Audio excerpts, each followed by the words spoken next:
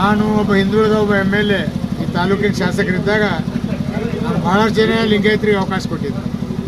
ಯಾಕೆ ನಾವು ಹಿಂದುಳಿದ ನಾಯಕ ಇದ್ದೀನಿ, ಎಲ್ಲ ಜಾತಿ ಕೊಡ್ಬೇಕಂತ. ಅದರಲ್ಲೂ ಕುರುಬರಿಗೆ, ಎಲ್ಲ ಜಾತಿ ದಲಿತರಿಗೆ, ಅಲ್ಪಸಂಖ್ಯಾತರಿಗೆ ಕೊಡೋದ್ರ ಜೊತೆಗೆ ಲಿಂಗಾಯತಿ ಜಾಸ್ತಿ ಕೊಟ್ಟಿದ್ದೆ.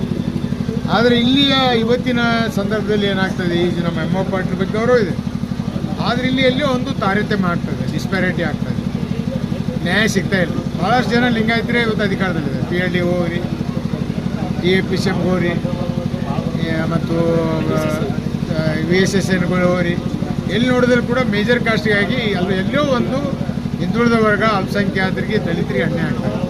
ಇದಾಗಬಾರ್ದು. ನಾನು ಸಿದ್ದರಾಮಯ್ಯ ಗಮನ ತರ್ತೀನಿ. ಕಾಂಗ್ರೆಸ್ ಪಕ್ಷ ಸರ್ವಧರ್ಮಗಳ ಹಿತರಕ್ಷಣೆ ಮಾಡ್ತಕ್ಕಂಥ ಪಾರ್ಟಿ ಇದು.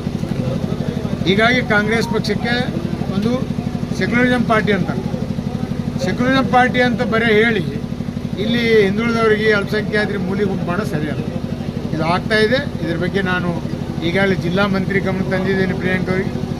ನಮ್ಮ KPC ಅಧ್ಯಕ್ಷರಂತ DK ಶಿವಕುಮಾರ್ ಗಮನ ಕೂಡ ತಂದಿದ್ದೇನೆ.